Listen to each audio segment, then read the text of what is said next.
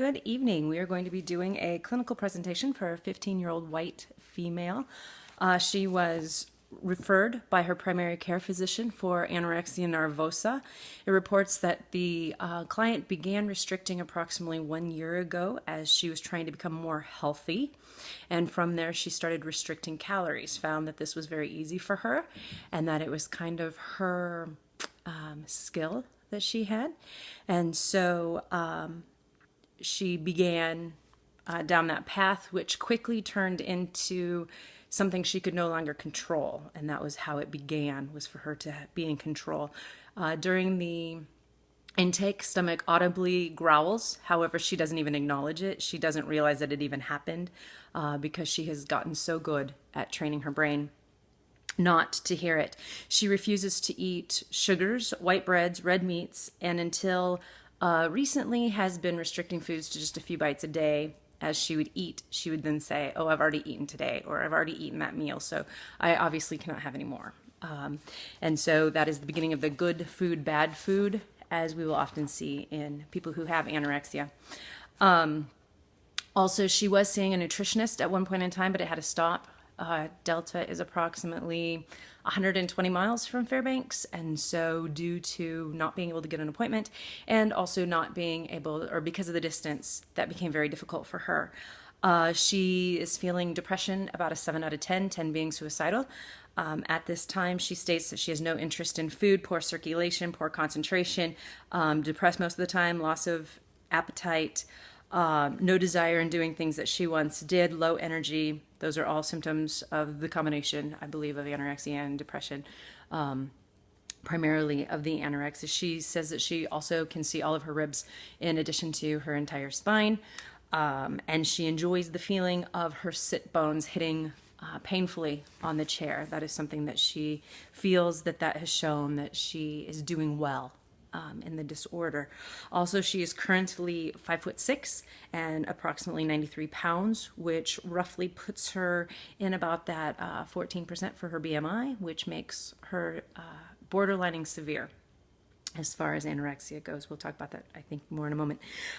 Some of her medical history is that she has leaky gut syndrome, and that is found by bloating, gas, cramps, food sensitivity, aches and pains, constipation, and that is all sign of the eating disorder. That is very common in people that have anorexia. She reports hair loss, irregular heartbeat, low blood pressure, anemia, the fine, thin hair that we often see growing on people that have anorexia. She has on her face, also has it on her arms, hands, neck area, and that she has stopped menstruating, which was typical up until this point.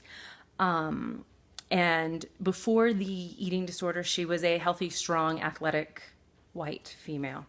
Family history: she lives with her biological father and her biological mother, 2 younger siblings, 13 and 8. They live in a communal setting, which puts this into a very interesting situation, as most of the people that live in her unit are very perfectionist, very obsessive in some behaviors, and there is a feeling of eliteness in this communal setting where you need to strive to become perfect. And so no matter where she goes, she sees this. They eat together. There's about 200 of them. They all eat together in this communal setting. And they do everything. They go to school. They are completely isolated. You have to take a boat to get to the communal setting. And that becomes a whole new set that most people don't have. The way that it works is each family has however many bedrooms they need, and then the rest of the unit is all shared. So it would be like one gigantic house. Everybody has their own bedroom as needed. Each family is in one separate area. However, the living areas, the food prep areas, everything is all together as if you were in a house with all of these people. And then they also eat together, they work together, and they go to school together, as I said. And so this makes it a very unique case where we're not looking at one isolated individual in a family. We are looking at an entire unit of about 200 people who are affecting the outcome of this eating disorder. She is described as American European, and that this this community is a Christian-based commune, and so there are approximately 14 kids in her class. In that, milestones were reported to be met in a timely manner. Pregnancy was typical. When I asked about school, I was told that she gets average grades. When I asked what average meant, it meant she gets all A's, has one B, that is in math, which is where the most of the focus was during that conversation. She would like to attend some different activities around the community out in the state, however, is not allowed to because of the eating disorder. So she is seeing that it is starting to really kind of cause some issues on that. Mental status that we saw, apparent, she was clearly emaciated. You could see all of her bones. Eyes were very, very dark, sunken in cheeks, hands very, very thin, legs extremely thin. When she stood up, there was no touching of any of her body. That is something she's very, very fearful of as well. She also had very slow speech, poor eye contact, very avoidant. She had slow motor activity, flat affect, mood was depressed. She was oriented to time, place, and location. Interview behavior, very passive.